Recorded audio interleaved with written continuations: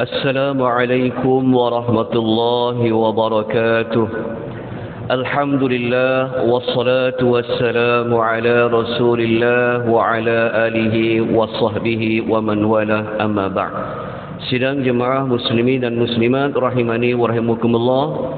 InsyaAllah pada pagi ini kita akan membaca dan melihat tafsiran. Seterusnya kita mengambil petunjuk daripada ayat yang ke-82 dalam suratul Al-Kahfi, ayat nombor 82. Nota bercetak berada pada muka surat 34.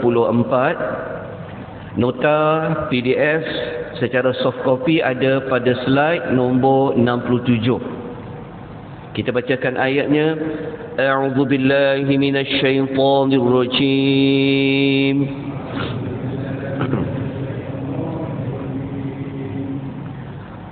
وَأَمَّا الْجِدَارُ فَكَانَ لِغُلَامَيْنِ يَتِيمَيْنِ فِي الْمَدِينَةِ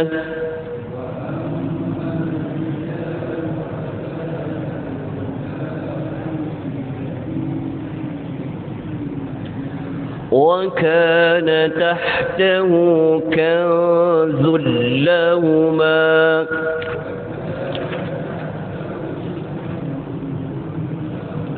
وَكَانَ أَبُوهُمَا صَالِحًا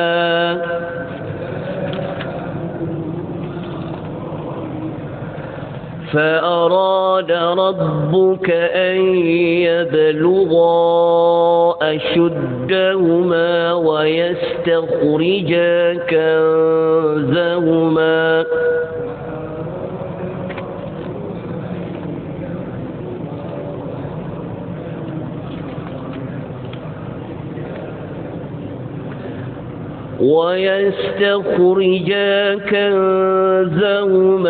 رحمة من ربك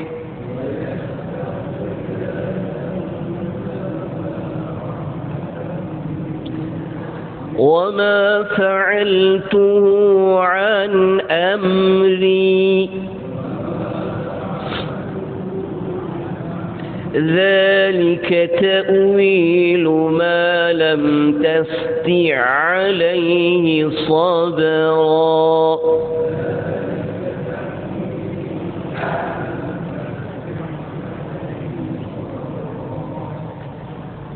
Ayat yang ke-82 adalah penerangan yang ketiga bagi peristiwa yang ketiga yang telah diikuti oleh Nabi Musa alaihi salatu wassalam, adalah ketika mana Nabi Allah Khadir alaihi salam telah menegakkan satu dinding rumah yang hampir-hampir nak jatuh tanpa mengambil sebarang upah.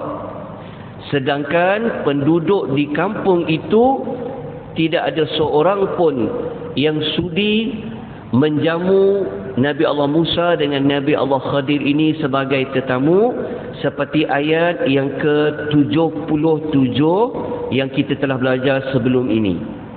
Maka Nabi Allah Khadir alaihi salam menerangkan kenapa dia mendirikan dinding salah seorang penghuni penduduk kampung tersebut.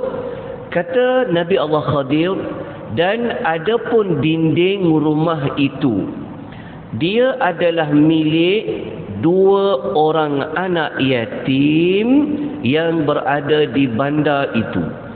Okey. Kenapa dekat ayat ni kita terjemahkan dia bandar? Kita tengok perkataan Madinah.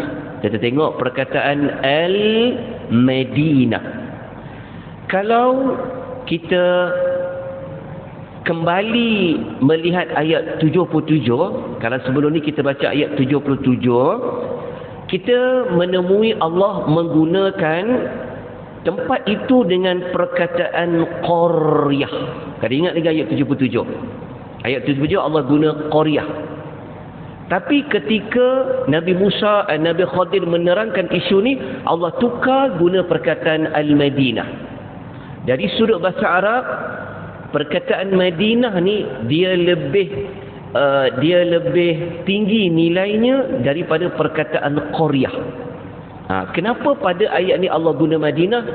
Kerana suasana ayat nombor 82 ni adalah ayat yang berbentuk ayat yang dikaitkan dengan rahmat Allah.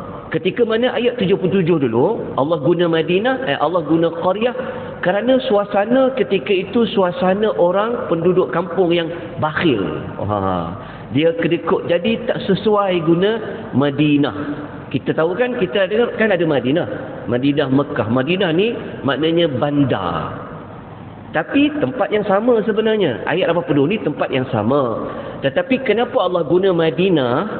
Pada ayat 82 ni Allah nak menerangkan ketika ini kampung itu diliputi dengan rahmat Allah pada kisah Nabi Allah Khadir.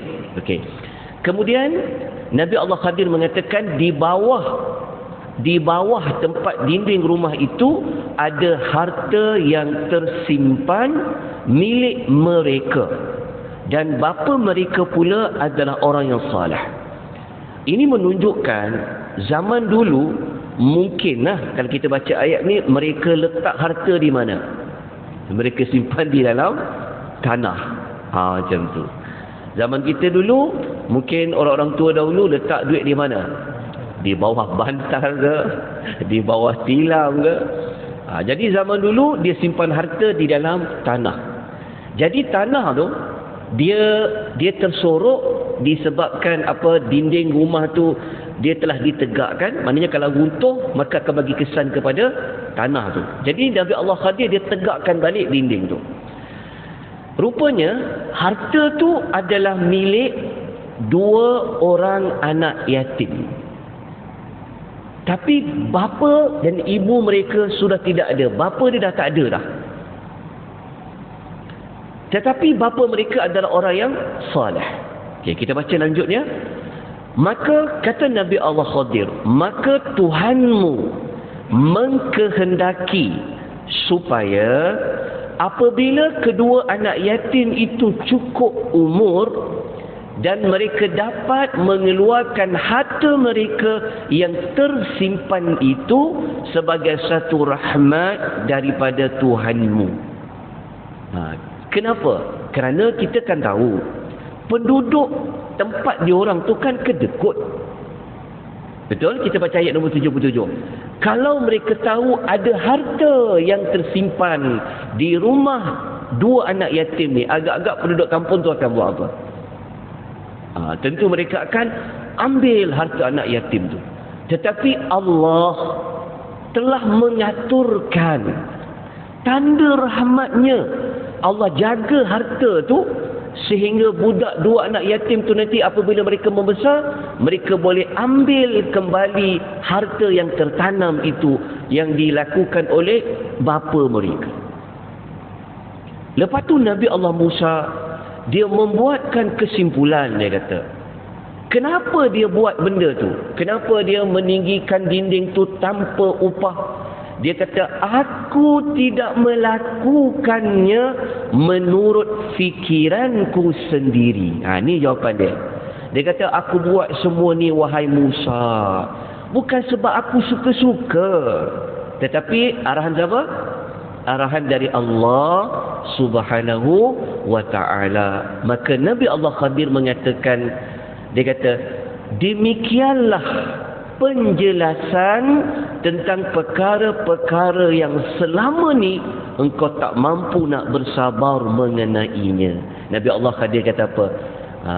Inilah sebenarnya yang engkau pada perjalanan pertama engkau tak dapat sabar, perjalanan kedua engkau tak dapat sabar, yang ketiga ni engkau tak dapat sabar. Kata Nabi Allah Khadir, inilah sebenarnya penjelasan kenapa aku buat sebelum ni sehingga kau tak mampu nak berlaku sabar. Okey. Kalau tengok ayat nombor 82 ni, cuba tuan-tuan tengok perkataan yang saya ada highlightkan dengan warna hijau tu, perkataan tastir. Nampak tak perkataan tastir? Kalau kita perasan, Ayat nombor 82 ni, perkataan tasdi' dia tiada huruf ta. Ta. Bukti dia, tengok sekejap. Ayat nombor, kalau kita tengok ayat nombor 78 ya. Tengok ayat nombor 78 sekejap. Okey, kalau kita tengok ayat nombor 78, kita akan jumpa ada perkataan malam tastati'. Betul tak? Selepas huruf ta tu ada huruf ta. Tastati'. Allah gunakan huruf ta pada perkataan tastati'. Tapi ketika ayat nombor 82, Allah Subhanahu wa taala tidak gunakan huruf ta pada perkataan tasdi'. Perasan? Kenapa? Ni dia panggil kaedah. Dia panggil kaedah. Kalau ada huruf yang lebih berbanding dengan ayat nombor 82, dia ada makna berbeza. Tengok ya, walaupun satu huruf itu tak ada, ataupun satu huruf tu dia lebih, sebenarnya dia memberi makna yang berbeza. Jadi kalau kita hanya belajar baca terjemahan, kita tak perasan ada perbezaan makna. Nanti saya akan terang di hujungnya.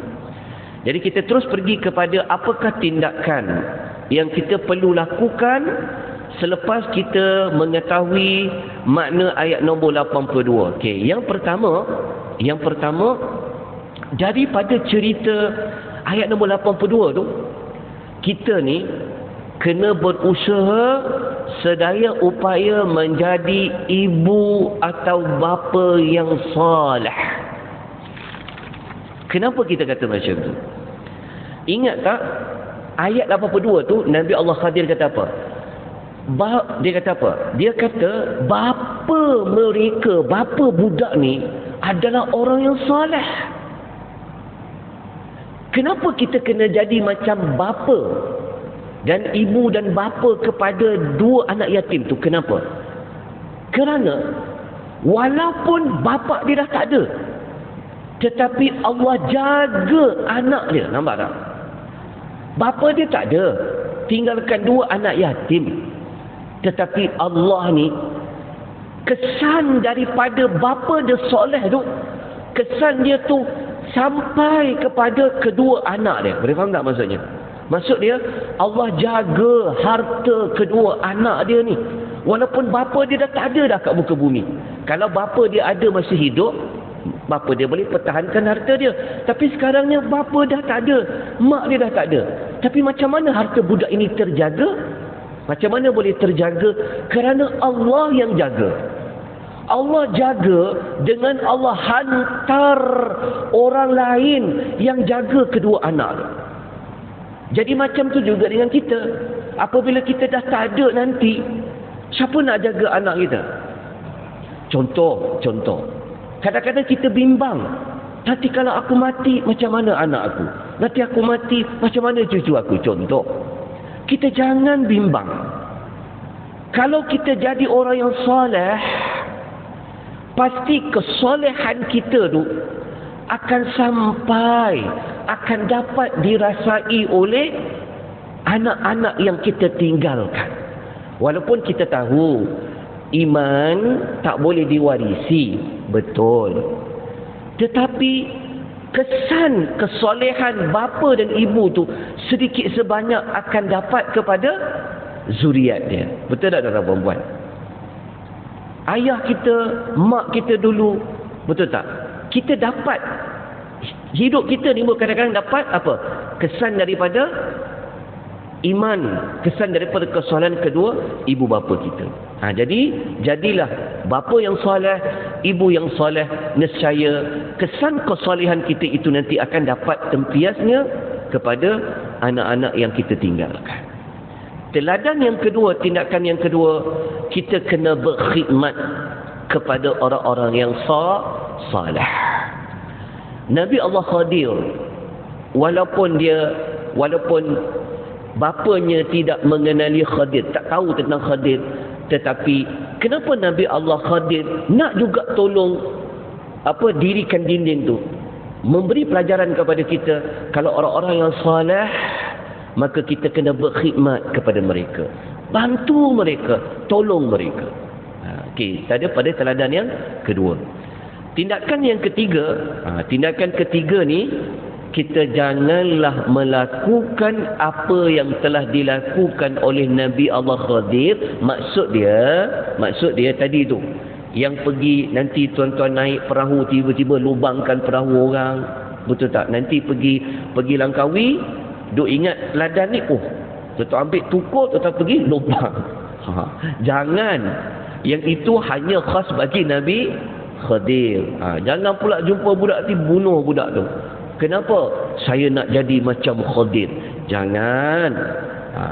Tapi pada dinding ni pun macam tu jugalah. Nanti orang kata pergi masuk rumah orang, ambil duduk dalam properti orang, tu sebaliknya. Jadi pada kisah Nabi Allah Khadir ni kita ingat ya, ayat yang statement pada ayat yang 82 tadi, Khadir kata apa?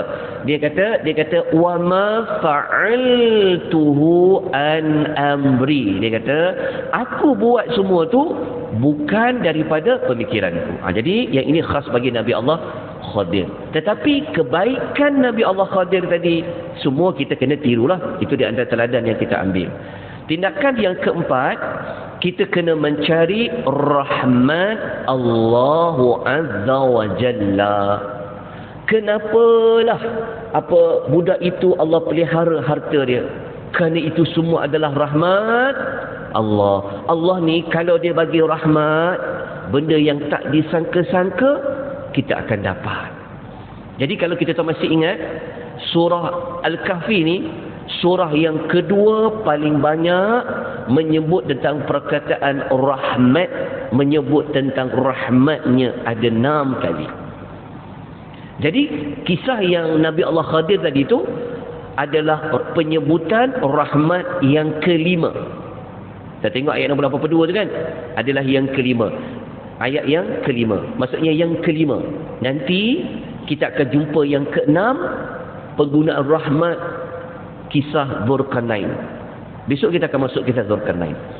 Okey, dalam nota tu saya ada datangkan contoh ayat-ayat dalam suratul Kahfi yang ada sebut tentang rahmatnya. Kita boleh lihat dalam nota yang telah dibekalkan kepada tuan-tuan dan puan-puan. Okey.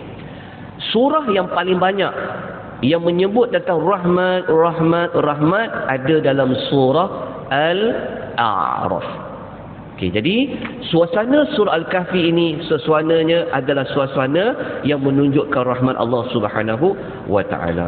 Kemudian tuan-tuan dan puan-puan, sebelum kita pergi kepada kisah Dzulkarnain sedikit ringkas, mungkin kita boleh tambah. Mungkin tuan-tuan boleh tambah tindakan yang lain. Kalau tadi saya hanya nyatakan ada 4, mungkin kita boleh tambah tindakan lain. Okey, daripada kisah Nabi Musa ni, kita kena jadi manusia yang kalau nak buat kebaikan, cepat-cepat kita buat dia. Macam Nabi Allah Khadir. Macam ni, kita tahu kalau tindakan yang kita nak ambil tu membawa kepada kebaikan, ada masalah, jangan tangguh. Ingat tak kisah Nabi Allah Khadir ketika dia naik perahu, dia cakap dah, dekat depan tu nanti akan ada raja yang akan ambil sampan. Maka dia akan buat apa? Dia bocorkan cepat-cepat. Maksud macam tu. Macam dia nampak budak tu sedang bermain, dia cepat-cepat dia bunuh budak tu. Begitu juga dengan dinding tu. Kan mula-mula mereka tak diterima sebagai tetamu, tetapi tiba-tiba dia nampak, ada dinding nak runtuh, dia cepat-cepat dia baiki.